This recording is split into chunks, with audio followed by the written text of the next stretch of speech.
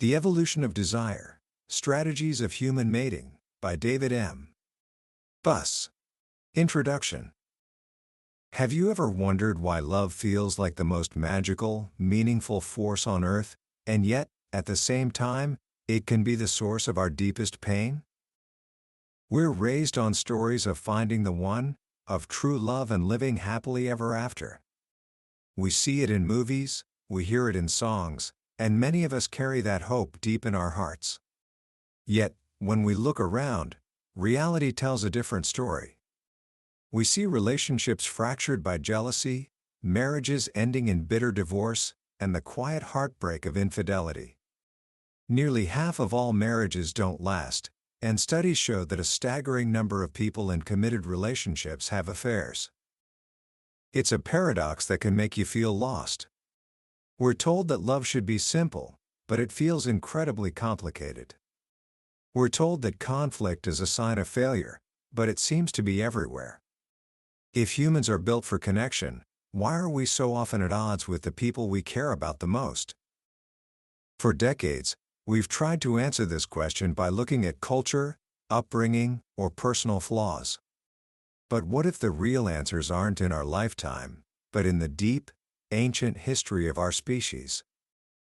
This is the journey that psychologist David M. Buss invites us on in his groundbreaking book, The Evolution of Desire. When this book was first published, it sent shockwaves through the scientific community. For years, the prevailing belief was that the minds of men and women were essentially blank slates, and that our desires were shaped entirely by our culture. Buss dared to ask a different, more dangerous question. What if our desires, who we're attracted to, why we cheat, why we fall in love, are not random, but are instead ancient strategies etched into our minds by millennia of evolution? He launched one of the largest studies on human mating ever conducted, a monumental effort involving over 10,000 people from 37 cultures across 6 continents, from the bustling cities of Brazil to the rural villages of Zambia. What he found was astonishing. Beneath the surface of our diverse cultures, he uncovered a universal psychology of desire, a set of common strategies that all humans use to navigate the complex world of mating. Today, we're going to pull back the curtain on this hidden world. We're going to explore the secret rulebook of human desire. By the end of our journey today, you won't just understand that we fall in love, or feel jealousy, or seek certain partners. You'll understand why. You will see the invisible forces that shape your own attractions and the dynamics in every relationship around you. This knowledge, I promise you, is a kind of superpower. It can bring clarity to confusion, empathy to conflict, and a profound understanding of what it truly means to be human. So, let's begin. Book summary. To understand the heart of David Buss's work, we have to start with a single powerful idea. Every single person alive today is an evolutionary success story. You, me, everyone we know, we are the descendants of a long, unbroken line of ancestors who succeeded at 2 of life's greatest challenges, survival and mating. If even one person in that chain, stretching back thousands of generations, had failed to attract a partner and have a child who survived, none of us would be here. Our minds, just like our bodies, have been shaped by that history. We carry within us the wisdom of our ancestors, not in conscious thoughts, but in our deepest emotions and desires. Our feelings of love, our pangs of jealousy, our standards of beauty, these aren't random. They are what Buss calls evolved sexual strategies. They are the time-tested solutions to the recurring problems our ancestors faced in the critical game of mating. So what was the most fundamental problem? It all begins with a simple biological fact, the very definition of male and female. In the animal kingdom, females are the sex with the large sex cells, eggs, which are limited in number and biologically expensive to produce. Males are the sex with the small, mobile sex cells, sperm, which are produced by the millions and are biologically cheap. This single difference sets the stage for everything else. For a woman, a single act of sex can lead to a 9-month pregnancy, the dangers of childbirth, and years of nursing and raising a child. It's an enormous investment of time, energy, and resources. For a man, the minimum investment can be as little as a few minutes and a few million sperm. This asymmetry in what's called parental investment is the engine that drives our mating psychology. Because women have historically made the bigger initial investment, they have evolved to be the more selective and choosier sex. Think about it. If you have only a few precious opportunities to pass on your genes, you're going to be incredibly careful about who you choose as a partner. A poor choice could lead to hardship, abandonment, or children who don't survive. A wise choice, on the other hand, could mean security, protection, and thriving offspring. This is the foundation of what women want. It's not about culture or capitalism. It's a deep, evolved strategy for making the most of those precious reproductive opportunities. So, what exactly have women evolved to look for in a long-term partner? Buss's massive cross-cultural study revealed a stunningly consistent pattern. Across the globe, from Nigeria to Finland, women placed a high value on a man's ability to provide resources. This isn't just about money in the bank. In our ancestral past, it was about who was the better hunter, who could defend territory, and who could provide for a family. Today, the cues have changed, but the underlying desire remains. Women consistently value good financial prospects, social status, and ambition. A fascinating study asked college women to state their minimum acceptable earning capacity for a future husband. On average, they wanted a man who earned more than 70% of all other men. Men, when asked the same about a wife, said they'd be fine with someone in the 40th percentile. This isn't about being greedy, it's about an evolved mechanism that seeks signals of a man's ability to invest and protect. This is also why women, across all 37 cultures in Buss's study, preferred men who were slightly older. On average, women preferred a man about 3.5 years their senior. Why? Because age is often a reliable cue to resources and status. A man in his late 20s or 30s has had more time to establish himself, to demonstrate his skills, and to accumulate resources than a man in his late teens. His status is more predictable. In our ancestral world, hunting ability also peaked in a man's 30s, when his physical strength was balanced by wisdom and experience. But resources and status are only part of the equation. A man could have all the wealth in the world, but if he's unreliable or emotionally unstable, he might bring more costs than benefits. This is why women universally rated two other qualities as incredibly important: dependability and emotional stability. These traits are powerful signals that a man will be a consistent provider and a reliable partner, not someone who will drain resources, cause chaos, or abandon the family in a time of need.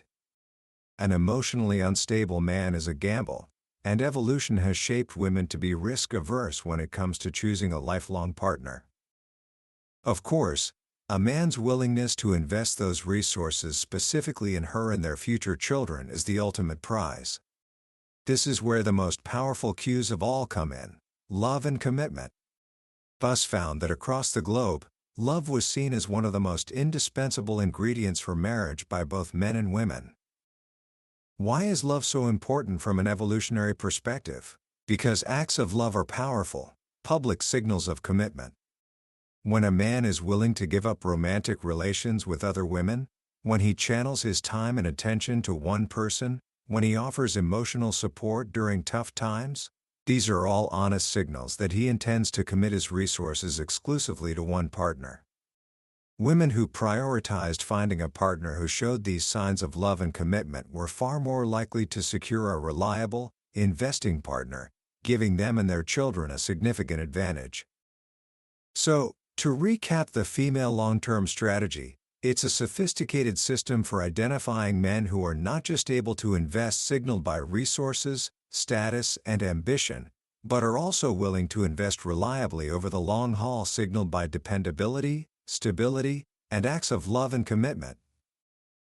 Now, let's turn the tables.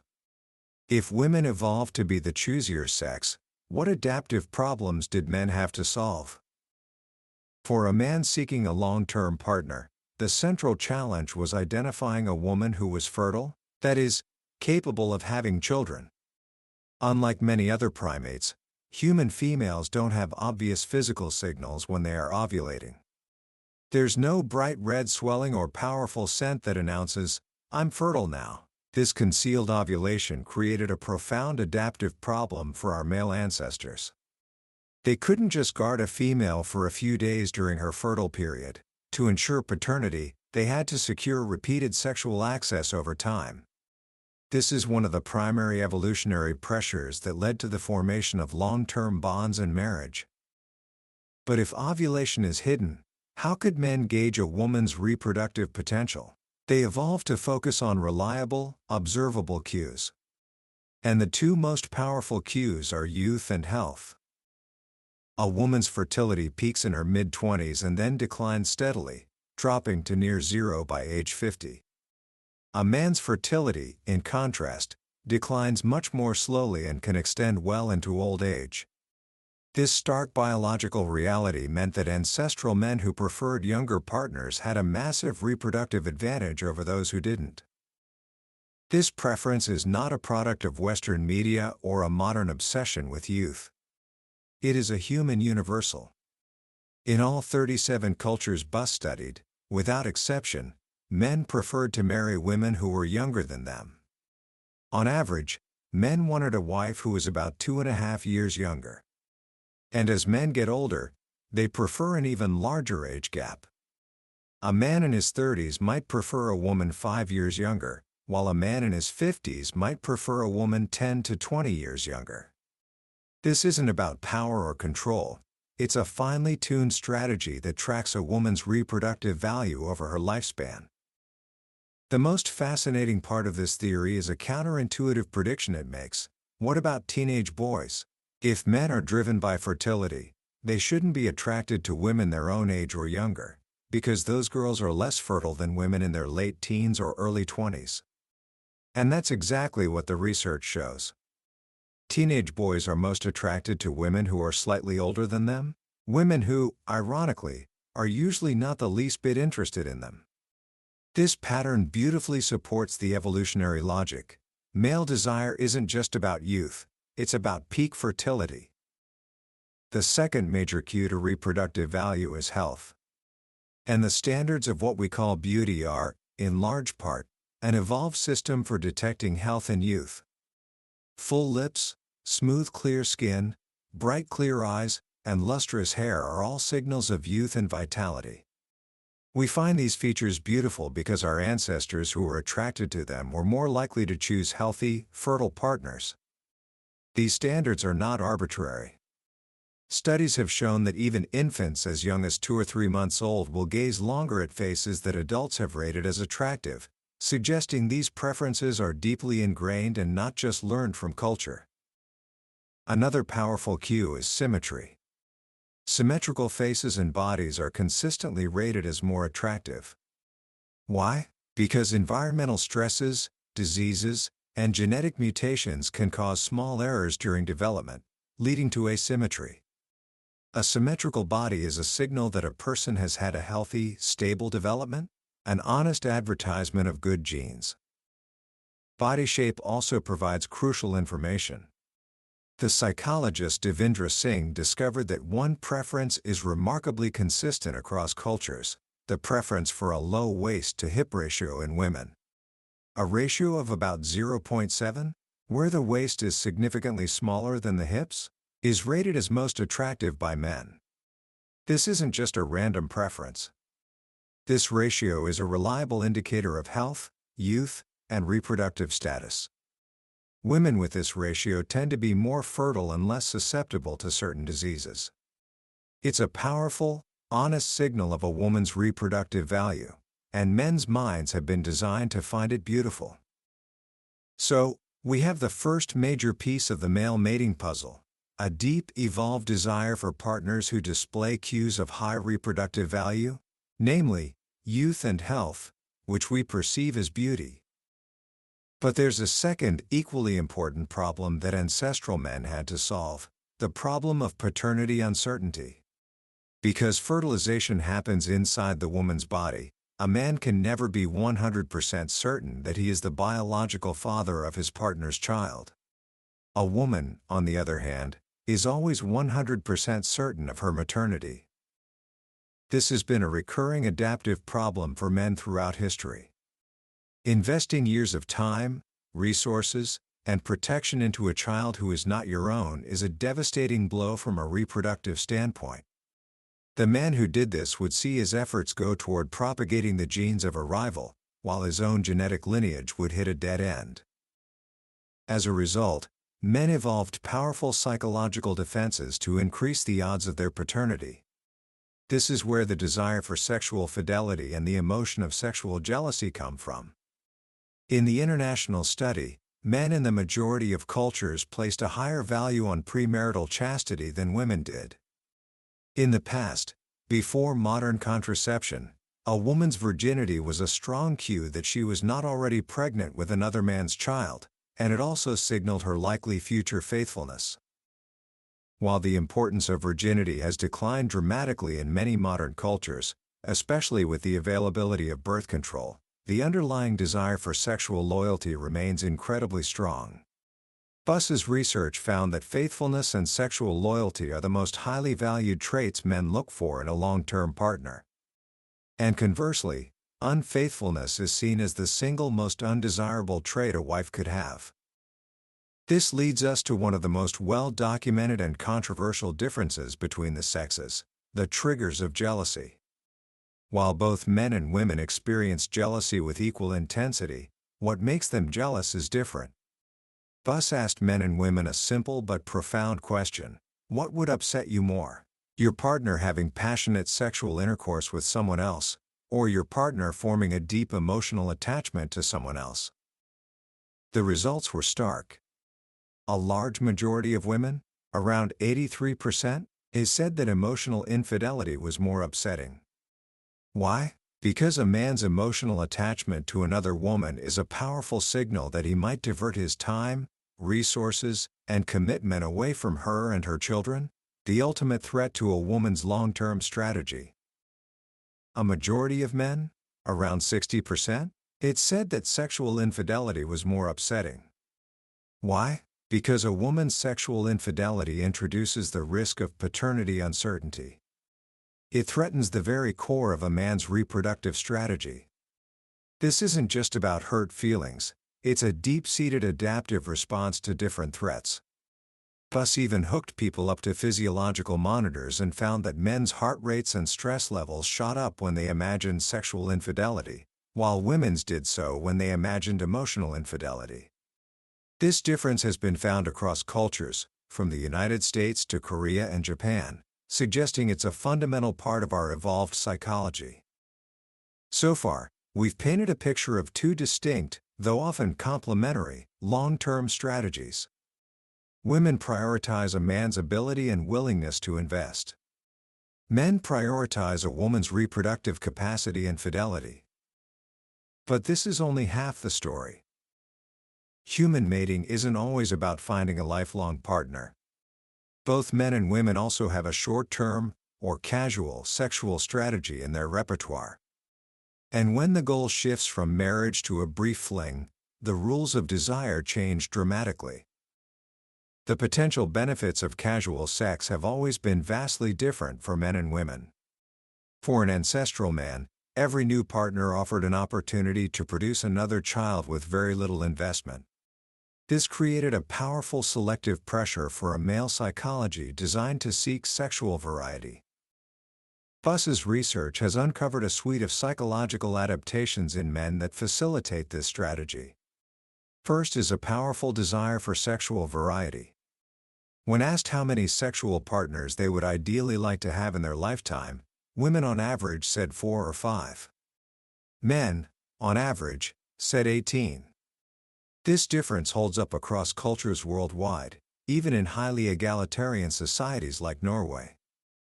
Second, men are far more willing to have sex with someone after knowing them for only a short period of time. After knowing someone for just 1 week, men are still generally open to the idea of sex. For most women, that's a virtual impossibility. This quickness solves the problem of number and variety. The less time invested per partner, the more partners a man can pursue. Third, men dramatically lower their standards for a short-term partner. When looking for a wife, a man is just as choosy as a woman, looking for intelligence, kindness, and dependability. But for a casual encounter, those standards drop precipitously. Men become less concerned with a woman's personality, intelligence, or emotional stability. There are only a few things they become more demanding about for casual sex. They dislike women who seem prudish or have a low sex drive, and they are repelled by any woman who seems to want a commitment. This relaxation of standards dramatically expands the pool of potential partners. Finally, we have the Coolidge effect, the male tendency to experience renewed sexual arousal in the presence of a novel female. This has been documented in many mammal species. A bull, for example, will mate with a cow and then quickly lose interest, but his sexual arousal will return to full strength if a new cow is introduced. This mechanism, however uncomfortable it may be to acknowledge, motivates the pursuit of new sexual opportunities. In humans, it's reflected in the decline of sexual frequency in long-term relationships and is a major driver of men's desire for extramarital affairs. But here's the crucial question. If men evolve such a powerful desire for casual sex, how could that strategy ever succeed unless at least some women were also willing to participate? It takes two, after all. For a long time, the benefits of short-term mating for women were a mystery, largely ignored by scientists. A woman can't increase her number of children by having more partners, so what could she possibly gain from a casual encounter? Buss and other evolutionary psychologists have uncovered several potential adaptive benefits for women. First, and perhaps most straightforward, is immediate resource extraction. Throughout history, women have sometimes engaged in brief affairs in exchange for gifts, food, or other resources. This is reflected today in women's short-term preferences. When looking for a casual partner, women place a much higher value on a man who is generous with his money, buys them gifts, and has an extravagant lifestyle.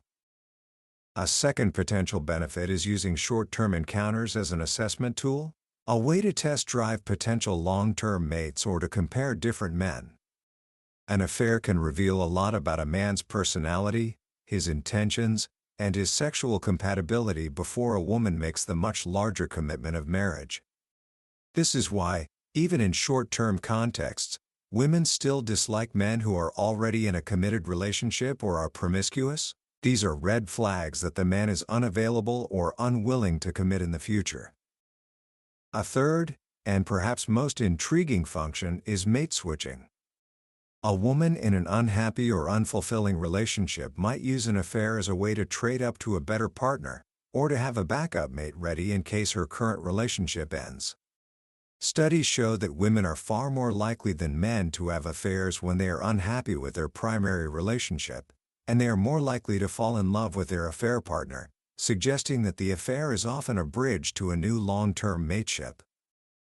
Finally, there is the good genes hypothesis.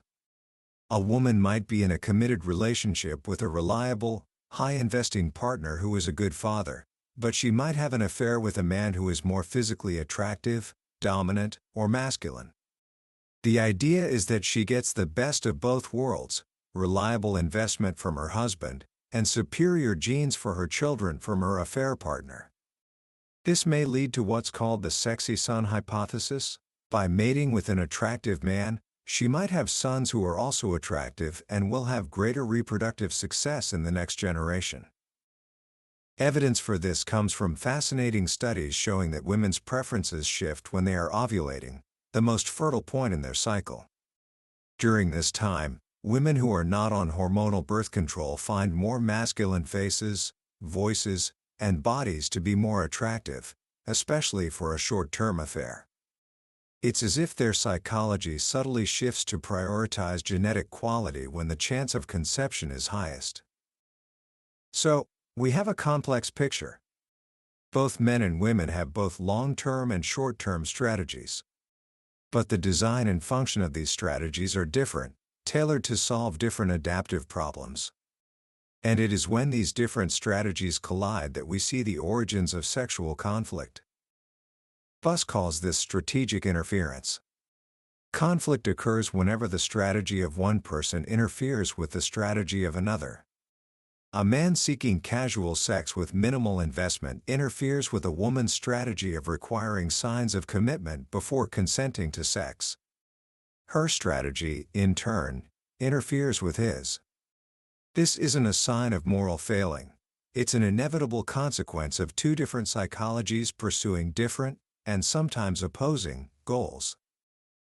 This interference leads to a perpetual evolutionary arms race. Men evolve strategies to deceive women about their commitment, pretending to be more interested in a relationship than they really are to gain sexual access. Women, in turn, evolve counter-strategies for detecting deception, like requiring longer courtship periods and looking for costly signals of commitment that are hard to fake. This conflict also explains some of the most common complaints men and women have about each other. Men complain that women are sexually withholding or that they lead them on. From an evolutionary perspective, withholding sex is a core part of the female strategy to increase its value and to ensure that it is exchanged for commitment or high quality. Women complain that men are too pushy or aggressive about sex. This stems from the male strategy of minimizing investment and seeking quick sexual access. Sometimes, this conflict escalates into darker territory. Buss argues that sexual harassment is often a manifestation of a male short-term mating strategy playing out in the wrong context. The typical victims, young, single, attractive women, are precisely those who trigger male sexual interest. The harasser is often acting on a misperception of sexual interest, the sexual overperception bias, where men are more likely to interpret a friendly smile or an incidental touch as a sexual come-on. Women, on the other hand, find this unwanted attention incredibly distressing, especially when it comes from a low-status man. The strategies for keeping a mate once you've attracted one also show this gender-differentiated design. Both men and women engage in mate retention tactics. Many of these are positive, like continuing to show love and kindness or providing resources. But there's also a dark side. Both sexes use jealousy-inducing tactics, and in the most extreme cases, men's sexual jealousy, driven by the fear of cuckoldry, is the leading cause of intimate partner violence and spousal homicide across cultures. Even breaking up reveals these different strategies. Across cultures, the most common causes of divorce are infidelity and infertility, direct blows to the reproductive goals of a mateship. A wife's infidelity is a far more common cause of divorce than a husband's, reflecting the greater threat it poses to a man's certainty of paternity. A husband's failure to provide economic support is a major cause of divorce initiated by women, reflecting the threat it poses to her need for investment. As we move through life, these strategies continue to shift and change. A woman's mate value, tied closely to her fertility, tends to decline after her mid-20s. A man's mate value, tied more to his status and resources, can often increase well into his 30s and 40s. This creates what's sometimes called the marriage squeeze, especially for educated, successful women who find that as they get older, the pool of men they consider their equals shrinks, while those same men have an ever-expanding pool of younger women to choose from. This dynamic explains why men who divorce tend to remarry women who are increasingly younger, while older women find it much harder to remarry.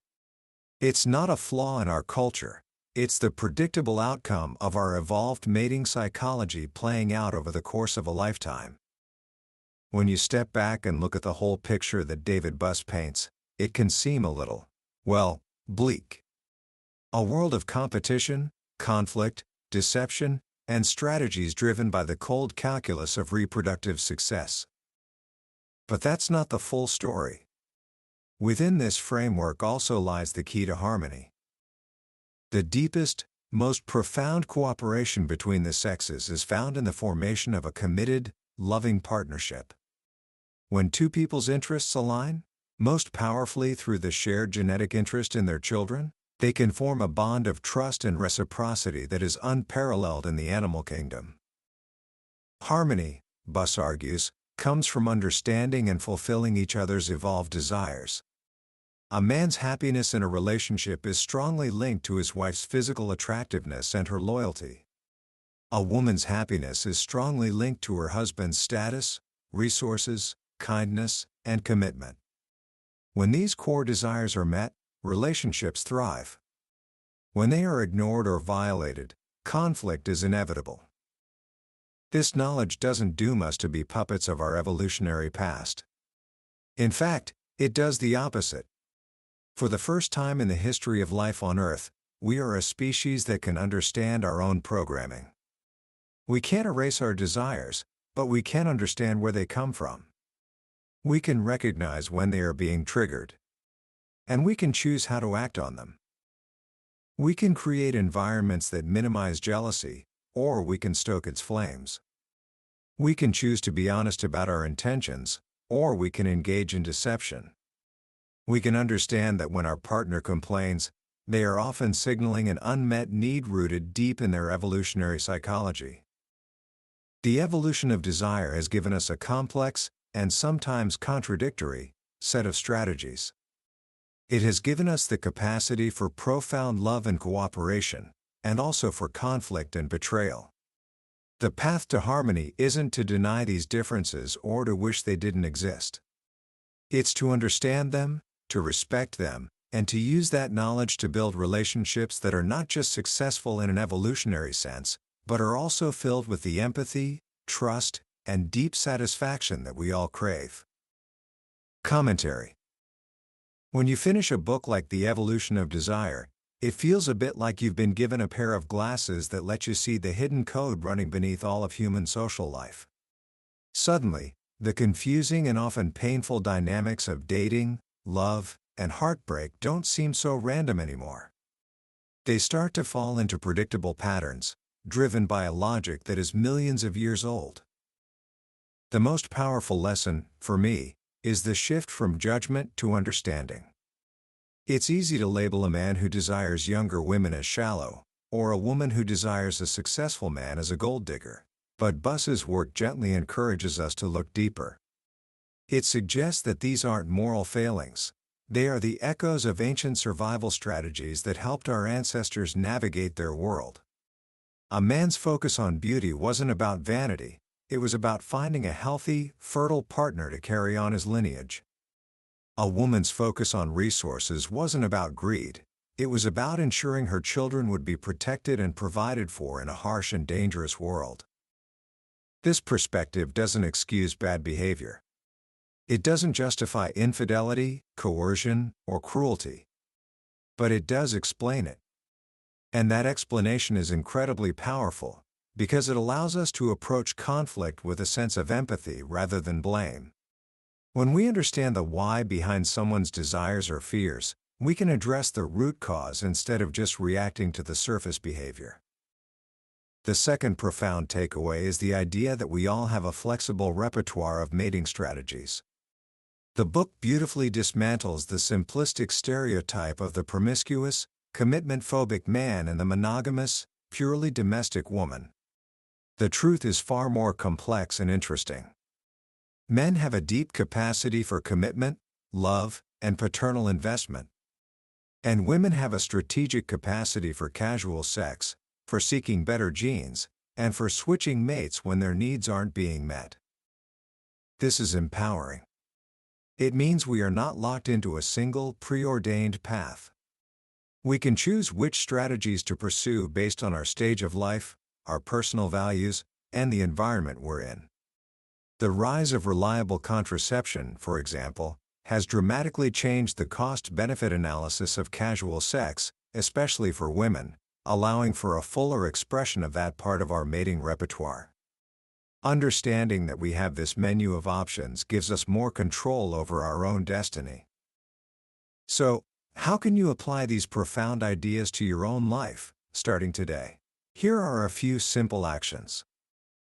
First, practice self-awareness with compassion. The next time you feel a strong sense of attraction, or a pang of jealousy, or even a moment of dissatisfaction in a relationship, take a step back and ask why. Try to connect that feeling to one of the evolved desires we've talked about. Are you feeling jealous because of a threat to your partner's sexual loyalty or their emotional commitment? Are you attracted to someone because they signal good genes, or because they signal reliability and investment? You don't have to act on these feelings, but simply recognizing their ancient origins can give you a sense of clarity and control. Second, become a better listener by translating complaints. When a partner expresses frustration, try to hear the underlying evolved need.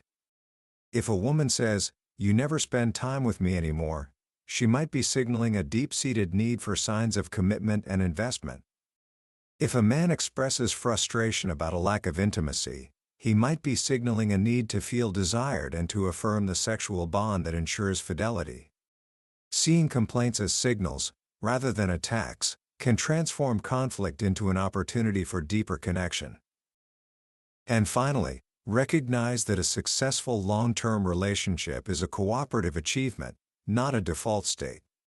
It requires a conscious effort to continue fulfilling each other's core desires. For men, this means never taking for granted a woman's need for kindness, attention, and demonstrated commitment. For women, it means understanding a man's need for admiration, respect, and a vital sexual connection. Harmony isn't the absence of conflict, it's the result of two people actively working to understand and meet each other's deepest needs. That was a summary of The Evolution of Desire by David M. Buss. We've explored the main currents of this incredible book today, but let's be honest, a summary is like looking at a map of a beautiful country. It can show you the major cities and highways, but it can never replace the experience of actually walking the streets, breathing the air, and meeting the people. The real magic of a book like this happens in the quiet moments of reading, when a particular story or a simple insight connects with your own life in a way you didn't expect. This summary is your map, designed to help you decide if this is a journey worth taking. If anything we've talked about has sparked your curiosity or resonated with your own experiences, I urge you to grab a copy. Reading it isn't just about learning facts, it's an experience that can genuinely change the way you see yourself, your relationships, and the entire human drama unfolding around you. A link to the book is in the description below. Also, if you found this journey valuable, I'd be so grateful if you could take a moment to hit that like button and subscribe to the channel. It helps us reach more curious minds, and it ensures you won't miss our next deep dive into another life-changing book from the billionaire's bookshelf. Let's keep learning and growing together.